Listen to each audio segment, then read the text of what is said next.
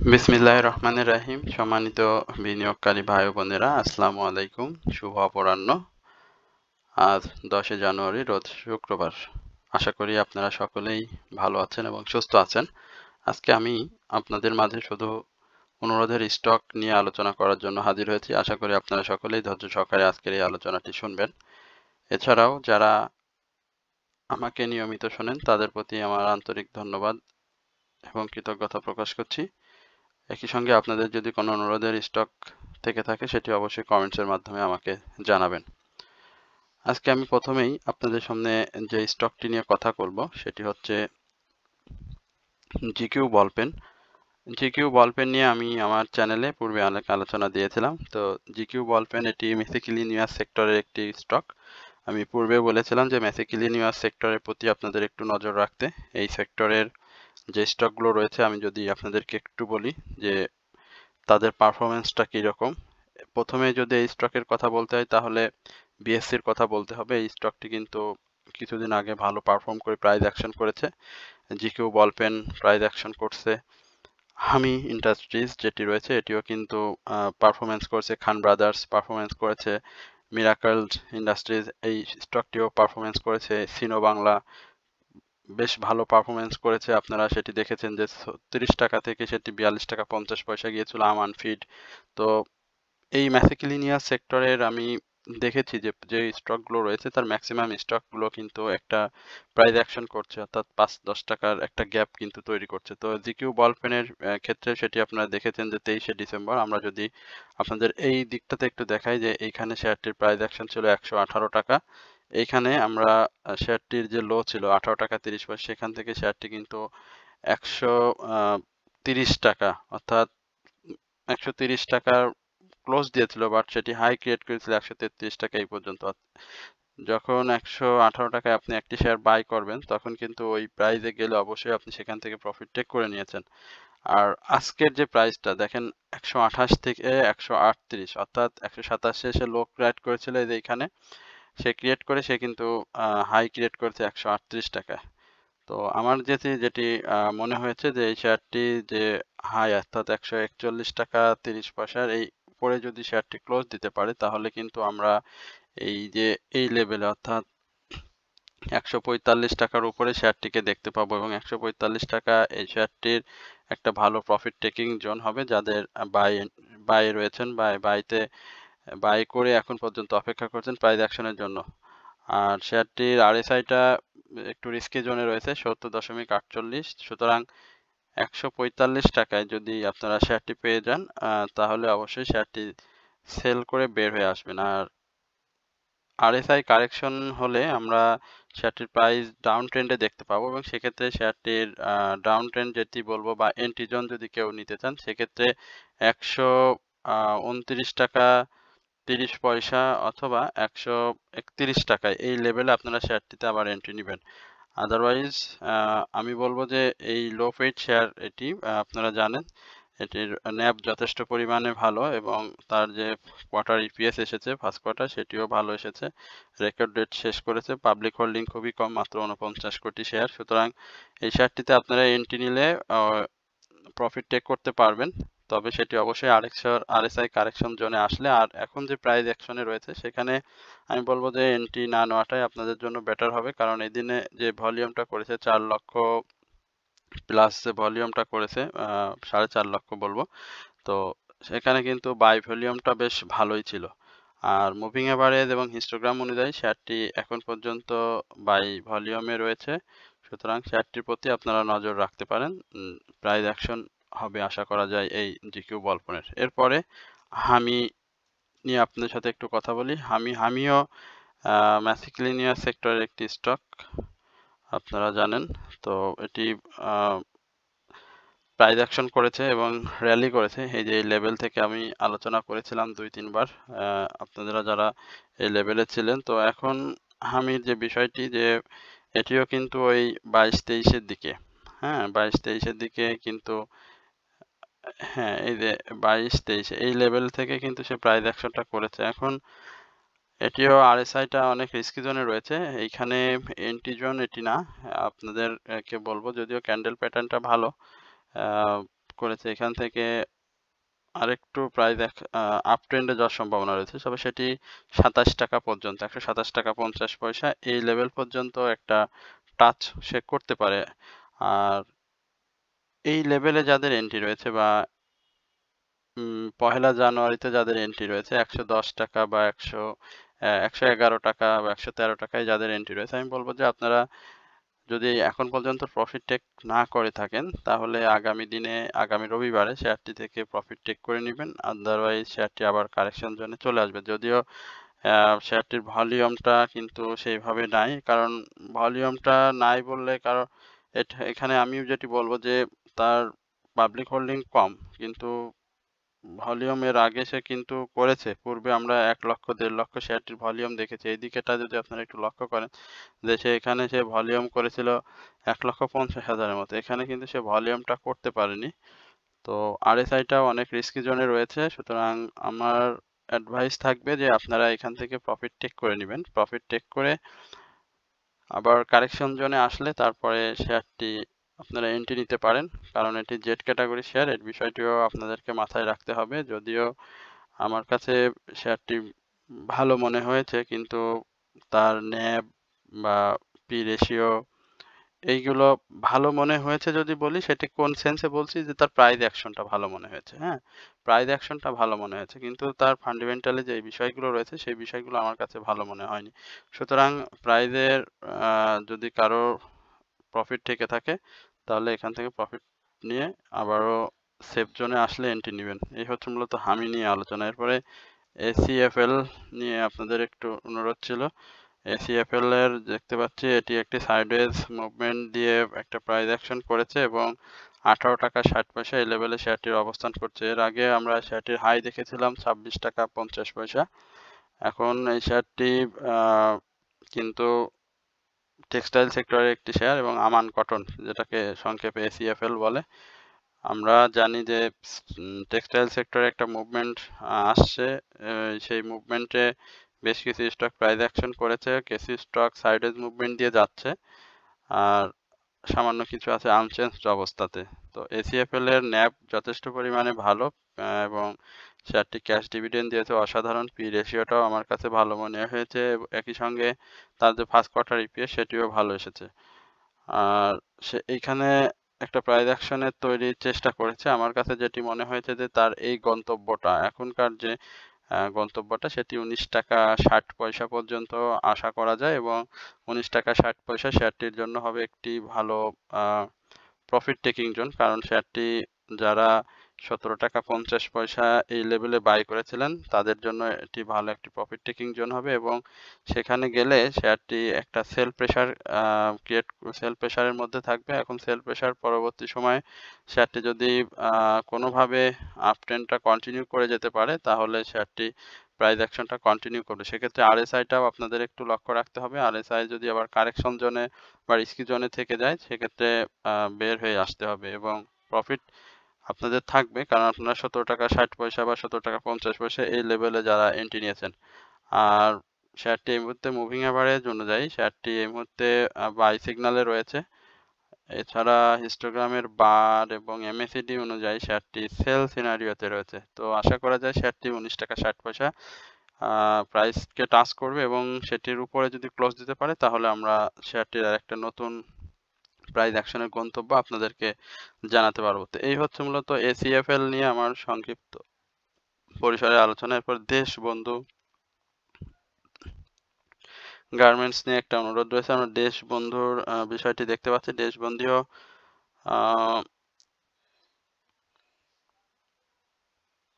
Price action করেছে 18 টাকা 80 পয়সা দেশবন্ধুর প্রাইস আমরা দেখতে পাচ্ছি এবং এইখানে শেয়ারটির ভলিউমটা গত দিনের তুলনায় ভালো।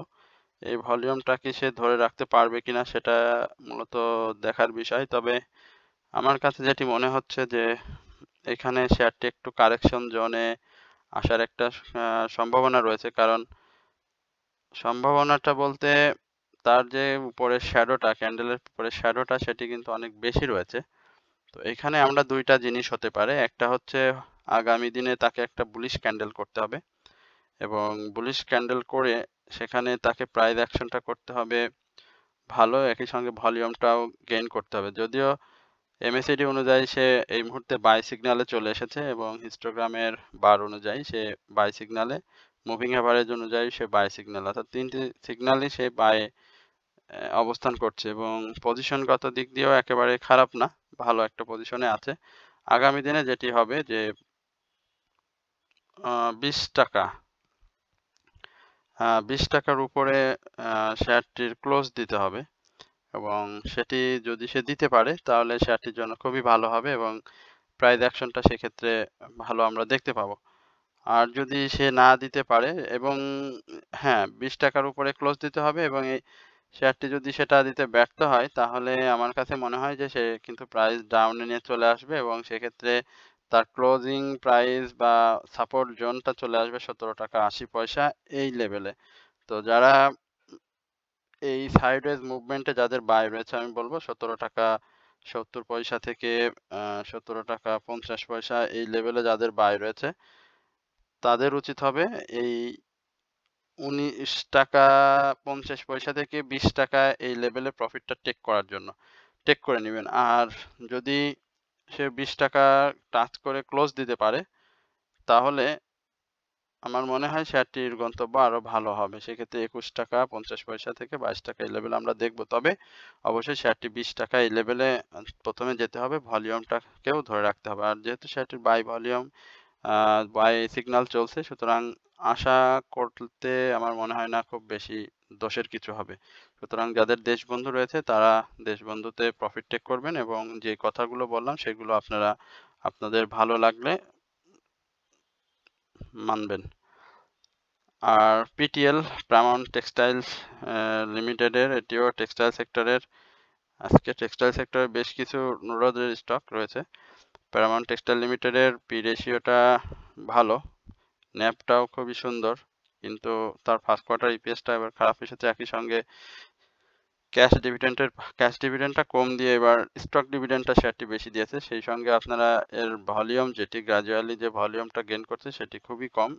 যদিও গতদিন 90 পয়সা প্রাইস অ্যাকশন হয়েছে শেয়ারটির, বাট ক্যান্ডেল প্যাটার্ন অনুযায়ী শেয়ারটি আমার কাছে মনে হচ্ছে যেটি আপনাদেরকে বলি একটা ডাউন ট্রেন্ড এবং সেই ডাউন ট্রেন্ডটা 44 টাকা 20 পয়সা থেকে শুরু করে 43 টাকা 60 পয়সা এই লেভেলে আমরা দেখতে পাবো। আর হিস্টোগ্রামের বার যেটি সেটি তো সেল সিনারিওতে রয়েছে, মুভিং অ্যাভারেজ শেয়ারটির প্রাইজের উপরে অবস্থান করছে এবং আরএসআই না MACD সেটিও অরেঞ্জ রেখার নিচে অবস্থান করছে ব্লু রেখা। সুতরাং শেয়ারটি এই মুহূর্তে সেল সিনারিওতে রয়েছে এবং শেয়ারটির সাপোর্ট জোন যেটি সেটি হবে 43 টাকা 60 পয়সা এবং এই জোনে যদি কেউ এন্ট্রি নিতে পারেন তাহলে আপনার জন্য প্রফিট টেক করাটা ইজি হয়ে যাবে। আপনি সেক্ষেত্রে প্রফিট টেকিং এর জায়গা হয়ে যাবে আপনার 48 টাকা থেকে 48 টাকা 70 পয়সা, এখানে 49 টাকা এই লেভেলটা হয়ে যাবে আপনার প্রফিট টেকিং জোন। আর যদি 43 টাকা 70 পয়সাতে আপনি এন্ট্রি নিতে পারেন বা 60 পয়সাতে। আর প্রাইস অ্যাকশনের ক্ষেত্রে আমি বলবো যে শেয়ারটির অবশ্যই 48 টাকা বা 49 টাকা 50 পয়সার উপরে ক্লোজ দিতে হবে। তারপরে যদি সাকসেসফুলি মানে ক্লোজ দিতে পারে ভলিউমটা নিয়ে তাহলে শেয়ারটির গন্তব্য আমরা অন্যভাবে চিন্তা করবো। সেক্ষেত্রে 50 টাকা থেকে 52 টাকা এই লেভেলে আমরা তার প্রাথমিক টার্গেট ধরতে পারি। আর শেয়ারটির মানে ইয়ারলি যে হাই সেটি আপনাদেরকে একটু বলি এই জন্য যে তার ইয়ারলি হাই ছিল কিন্তু 84 টাকা এবং ইয়ারলি লো ছিল 41 টাকা। পরবর্তী সময়ে 41 টাকা, পরবর্তী সময় সেটিকেও ব্রেক করে 36 টাকা চলে আসে আমরা দেখেছিলাম। এখন এই শেয়ারটির এই যে জোনটা আপনারা দেখতে পাচ্ছেন, আমরা যদি নভেম্বরে বা এদিকে পূর্বের যদি ইতিহাস আপনাদেরকে দেখাই, সে সবসময় কেন যেন 45 টাকা থেকে 51 টাকা বা 52 টাকা এই লেভেলটাতে খুব বেশি ঘোরাঘুরি করে। সুতরাং এটি খুব সহজ হবে যদি আপনারা 43 টাকা 60 পয়সা থেকে 44 টাকা এই লেভেলে এন্ট্রি নিতে পারেন তাহলে 48 টাকা 50 পয়সা 49 টাকা এই লেভেলে শেয়ার থেকে প্রফিট টেক করতে পারবেন। তো এই হচ্ছে মূলত পিটিএল নিয়ে আমার সংক্ষিপ্ত পরিসরে আলোচনা। এরপরে বিডিকম আইটি সেক্টরের এই স্টকটি নিয়ে বেশ কিছুদিন অনুরোধ করছেন এক ভাইয়া, তার অনুরোধের কারণে এটি নিয়ে আলোচনা করছি, আর যাদের রয়েছে তারাও দেখতে পারেন। বিডিকম অনলাইন লিমিটেডের আমরা প্রাইস অ্যাকশন একসময় আমার কাছেও বিডিকম ছিল, আমি যখন কিনেছিলাম তখন এর দাম ছিল 44 টাকা। পরবর্তীতে খুব কষ্ট করে বের হতে হয়েছে বিডিকম থেকে, তবে প্রফিট সহ বের হয়েছি এটুকু বলতে পারি আপনাদেরকে। এখন বিডিকমের ভলিউমটা গ্র্যাজুয়ালি বৃদ্ধি করার চেষ্টা করছে, সেটা যদি করতে পারে তাহলে ভালো হবে এবং আইটি সেক্টরের মুভমেন্টটা আসতে হবে। এই শেয়ারটি এবার মাত্র 5% ক্যাশ দিয়েছে, গত বছর এটা কিন্তু 10% ক্যাশ দিয়েছিল, এবারে ক্যাশটা কম দিয়েছে। একই সঙ্গে তার যে ফার্স্ট কোয়ার্টার ইপিএস সেটিও খারাপ এসেছে। তবে শেয়ারটির পাবলিক হোল্ডিং 3,64,00,000। এখানে শেয়ারটির ভলিউমটা গেইন করতে হবে, ভলিউমটা গেইন করলে শেয়ারটির প্রাইস অ্যাকশন হবে। আর 22 টাকা 70 পয়সা যাদের এন্ট্রি নেয়া বা 22 টাকা 10 পয়সা এই লেভেলে যাদের এন্ট্রিরা রয়েছে, আমি বলবো যে 24 টাকা এই লেভেলে আপনারা শেয়ারটি পাবেন। এই লেভেলে আসলে আপনারা শেয়ার থেকে প্রফিট টেক করে নেবেন। আর শেয়ারটি এই মুহূর্তে সেল সিনারিওতে রয়েছে। এন্ট্রি জোন যদি বলি সেক্ষেত্রে 22 টাকা 10 পয়সা থেকে 22 টাকা 50 পয়সা এই লেভেলটা হবে সেফ এন্ট্রি জোন, এই লেভেলে আপনারা শেয়ারটিতে এন্ট্রি নিতে পারেন। আর প্রফিট টেকিং জোন যেটি বললাম যে 24 টাকা থেকে 23 টাকা 70 পয়সা, অবশ্যই এখানে আসলে আপনারা প্রফিট টেক করবেন। যদি সেটি কোনোভাবে ব্রেকআউট করতে পারে তারপরেও কিন্তু এটি 24 টাকা 50 পয়সা এই লেভেলের বেশি আমি আপাতত সম্ভাবনা দেখছি না, এবং 24 টাকা 50 পয়সা যদি সাকসেসফুলি ব্রেকআউট করতে পারে তাহলে শেয়ারটির একটা নতুন প্রাইস অ্যাকশন আমরা আপনাদেরকে জানাবো। এরপরে বিবিএস কেবল, এই শেয়ারটি নিয়ে অনুরোধ রয়েছে, আমরা বিবিএস কেবলসটা দেখি। বিবিএস কেবলস একটা সাইডওয়েজ মুভমেন্টের মধ্যে দিয়ে যাওয়ার চেষ্টা করছে। এই শেয়ারটির প্রাইস অনেক বেশি ছিল একসময়, আমরা এটার প্রাইস দেখেছিলাম 54-55 টাকা, বাট পরবর্তীতে এই শেয়ারটির প্রাইস অ্যাকশন আমরা সেভাবে দেখতে পাচ্ছি না। একটা লেভেলে অর্থাৎ 80 টাকা 18 টাকা 40 পয়সা বা 18 টাকা 60 পয়সার এই লেভেলটাকে সে অনেকদিন ধরেই ঘোরাফেরা করছে। মাঝে আমরা 20 টাকা তাকে স্পর্শ করতে দেখেছিলাম, বাট সেখানে সে ধরে রাখতে পারেনি প্রাইসটা। এখন শেয়ারটার ভলিউমটাও নাই, একই সঙ্গে তার ইপিএস যেটি সেটি ভালো আসলেও ফার্স্ট কোয়ার্টার ইপিএস ভালো আসলেও ক্যাশ ডিভিডেন্ড দিয়েছে মাত্র 1%। সেক্ষেত্রে প্রাইস মানে সাধারণ বিনিয়োগকারীদের যে আস্থার জায়গা, অন্তত ক্যাশ ডিভিডেন্ডটা পাইলেও তাদের লসের পরিমাণটা একটু কমে যায়, সেটিও কিন্তু দেয়নি। সুতরাং আমার কাছে যেটি মনে হয় 20 টাকার উপরে শেয়ারটির প্রাইস অ্যাকশনটা খুব জরুরি। তো আপাতত 20 টাকার এই লেভেলটাকে আপনারা ধরতে পারেন। আর এখন যে প্রাইসে রয়েছে অর্থাৎ 17 টাকা 20 পয়সা, এইখান থেকে আমরা শেয়ারটিকে 18 টাকা 60 পয়সা থেকে 19 টাকা এই লেভেলে শেয়ারটিকে একটা প্রাইস অ্যাকশনে দেখতে পাবো। আর 17 টাকা 10 পয়সা বা 16 টাকা 80 পয়সা তাদের এন্ট্রি জোনে রয়েছেন, তাদের বলবো যে আপনারা 18 টাকা 50 পয়সা থেকে 19 টাকা এই লেভেলে শেয়ারটি পেলে অবশ্যই আপনারা প্রফিট টেক করে নেবেন। আর শেয়ারটির প্রাইস অ্যাকশনের ক্ষেত্রে অবশ্যই তাকে ভলিউমটা গেইন করতে হবে, ভলিউম গেইন করলে শেয়ারটির প্রাইস অ্যাকশন হবে। এবং শেয়ারটির আরএসআই যেটি আপনারা দেখছেন যে 44.53, এটি একটা আপট্রেন্ডে যাওয়ার একটা সম্ভাবনা রয়েছে, এবং মুভিং অ্যাভারেজ অনুযায়ী এবং হিস্টোগ্রামের বার এমএসিডি অনুযায়ী শেয়ারটি এখন পর্যন্ত সেল সিনারিওতে রয়েছে। তো এই হচ্ছে মূলত বিবিএস কেবলস নিয়ে আমার সংক্ষিপ্ত পরিসরে আলোচনা আপনাদের সাথে। এরপরে আমরা ফুয়েল অ্যান্ড পাওয়ার সেক্টরের একটি স্টক মেঘনা পেট্রোলিয়াম, এই স্টকটি নিয়ে আপনাদের সাথে একটু কথা বলবো। আমরা মেঘনা পেট্রোলিয়ামের যেটা দেখতে পাচ্ছি সেটি হচ্ছে শেয়ারটির বর্তমান প্রাইস 206 টাকা। এটা খুবই ভালো একটা ফান্ডামেন্টাল শেয়ার, প্রথমে আপনাদেরকে বলি। এবং এই শেয়ারটি নিয়ে আমি রিসেন্টলি আপনাদের সাথে আলোচনা করেছিলাম, সেটি জানুয়ারি মাসে ছিল, এবং সেখানে আমি আলোচনা করেছিলাম 198 টাকা কি 96 টাকা এই লেভেলে। তো সেখান থেকে আমি বলেছিলাম যে শেয়ারটি 210 টাকা ফার্স্ট টার্গেট হবে প্রাইস প্রফিট টেকিং এর জন্য। যারা আমার আলোচনা শোনেন তারা এই বিষয়টি অবশ্যই জানেন। তো এখনো সেই আলোচনাটি এই শেয়ারটির জন্য বলবৎ। ক্যান্ডেল প্যাটার্নটা খুবই ভালো করেছে। আগামী দিনে শেয়ারটি 210 টাকা এই লেভেলে আমরা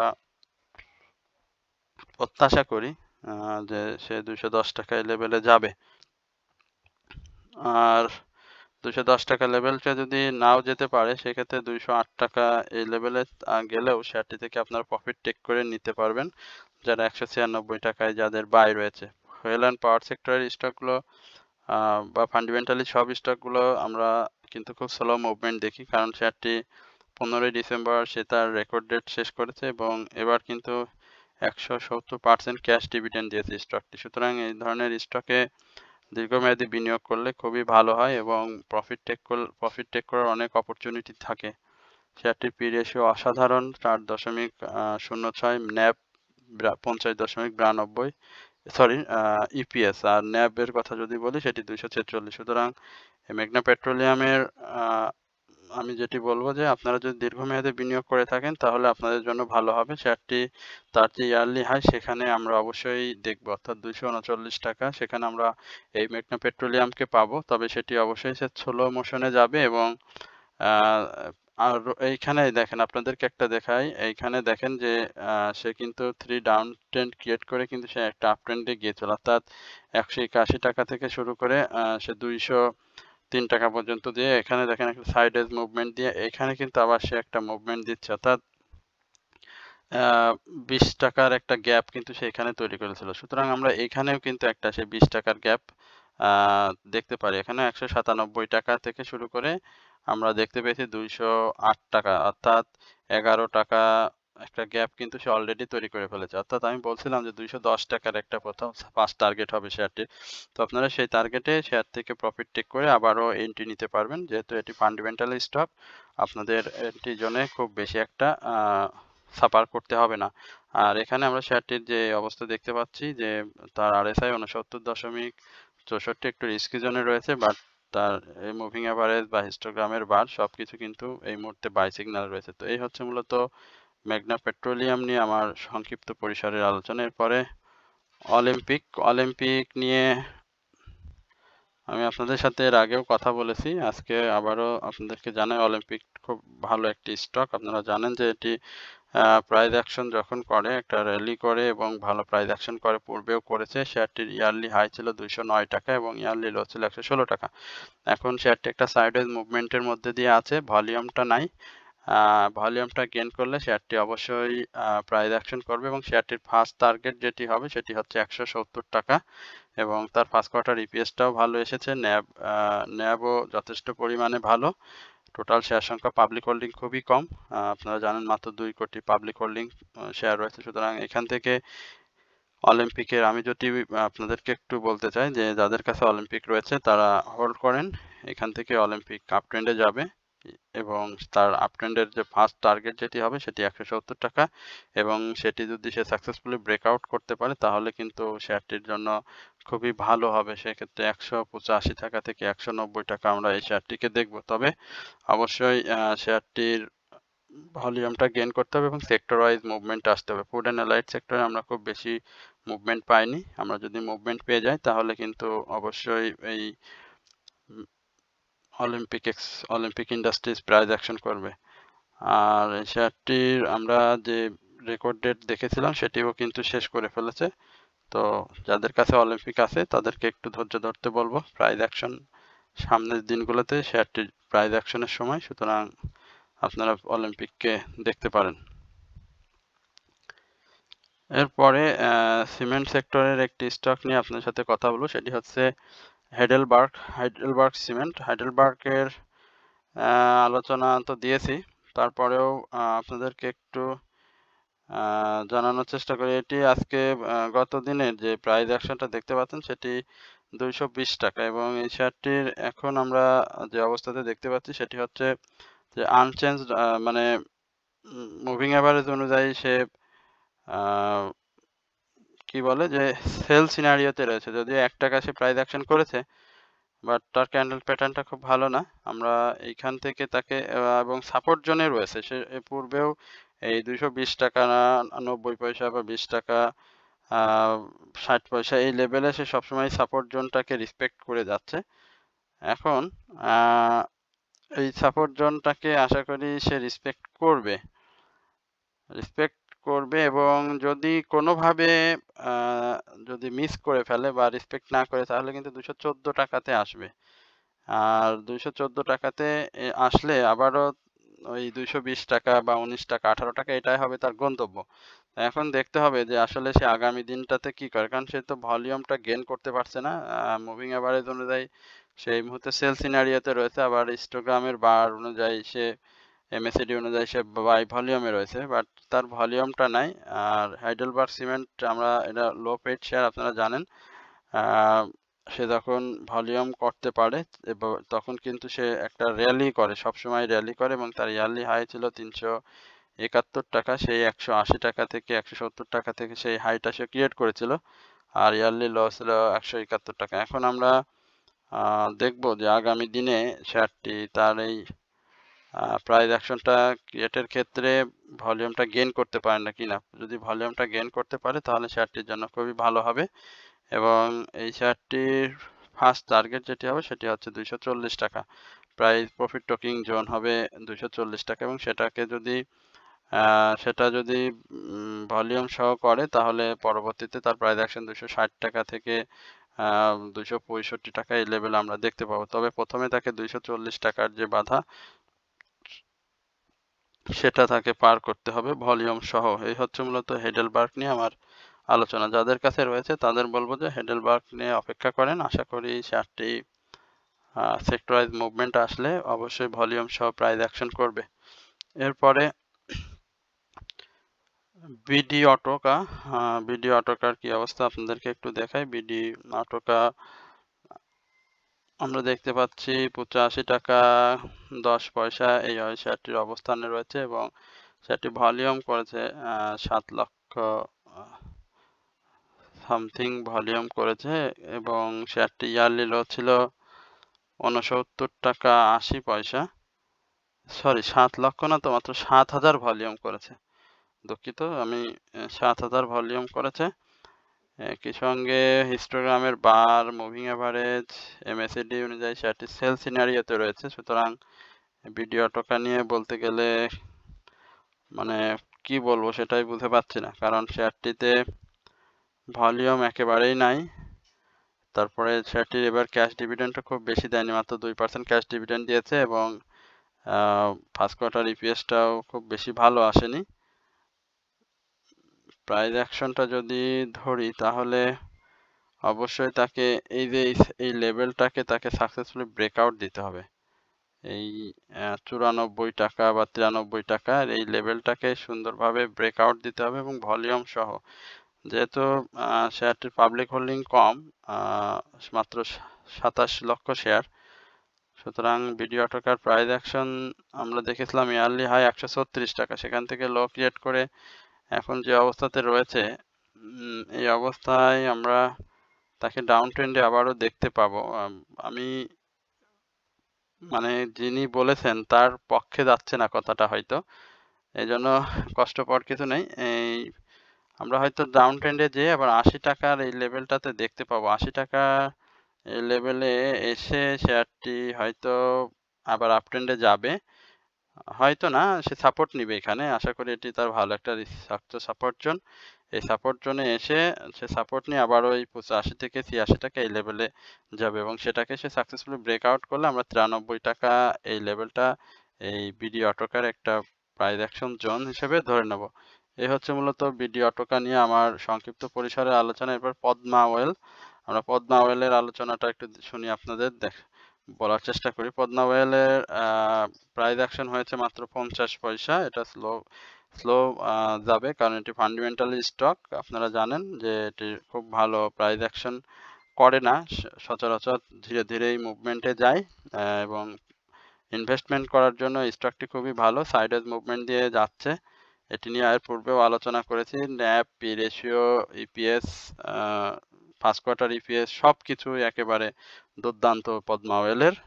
আমরা আশা করি যে শেয়ারটি 200 টাকা এই লেভেলটাতে অবশ্যই ক্রস করবে। 200 টাকার এই লেভেলে আমরা শেয়ারটিকে দেখতে পাবো, তবে অবশ্যই শেয়ারটিকে এই আমার কাছে যেটি মনে হয় 190 টাকা 50 পয়সা এই লেভেলে শেয়ারটিকে অবশ্যই আগে ক্লোজ দিতে হবে। এই ক্লোজটা যদি সে দিতে পারে তাহলে শেয়ারটির জন্য ভালো হবে। তবে যে ক্যান্ডেলটি সে ক্রিয়েট করেছে সেখানে আগামী দিনে আমরা শেয়ারটি অবশ্যই আবার ডাউন ট্রেন্ডে দেখতে পারি। তবে এই যে জোনটা দেখতে পাচ্ছেন MACD-র যে জোন, এই হিস্টোগ্রামের যে জোনটা দেখতে পাচ্ছেন সেটি কিন্তু আবারও গাঢ় লাল ক্রিয়েট করে সে কিন্তু বাই ভলিউমে থেকে সেল ভলিউমে চলে এসেছে। তো আশা করি পদ্মা অয়েল যাদের রয়েছে তাদেরকে হতাশ করবে না শেয়ারটি, অবশ্যই প্রফিট টেকিং জোনে আপনাদেরকে নিয়ে যাবে। সেক্ষেত্রে এই 200 টাকার এই লেভেলটা হবে শেয়ারটির জন্য সবথেকে ভালো প্রফিট টেকিং জোনে, আর 194 টাকার উপরে শেয়ারটিকে ক্লোজ দিতে হবে প্রাইস অ্যাকশনের ক্ষেত্রে। তো যাদের কাছে আছে তাদের অপেক্ষা করতে হবে, আর যারা এন্ট্রি নিতে চাচ্ছেন তারা এখনো এন্ট্রি নিতে পারেন, এন্ট্রি নেওয়ার জন্য অ্যাভেলেবেল সুযোগ রয়েছে। তো এই হচ্ছে মূলত পদ্মা অয়েল নিয়ে আমার সংক্ষিপ্ত পরিসরের আলোচনা এবং আপনাদের অন্যদের স্টক নিয়ে আজকে শেষ আলোচনা। তো আশা করি আপনারা সকলে ধৈর্য সহকারে আমার এই আলোচনাটা শুনেছেন। আমি আপনাদেরকে বিনীতভাবে আমার চ্যানেলটি সাবস্ক্রাইব, লাইক, কমেন্ট, শেয়ার করার জন্য অনুরোধ করছি। তো সবাই ভালো থাকবেন, সুস্থ থাকবেন এই প্রত্যাশায় আজকের আলোচনা এখানে শেষ করছি। আসসালামু আলাইকুম।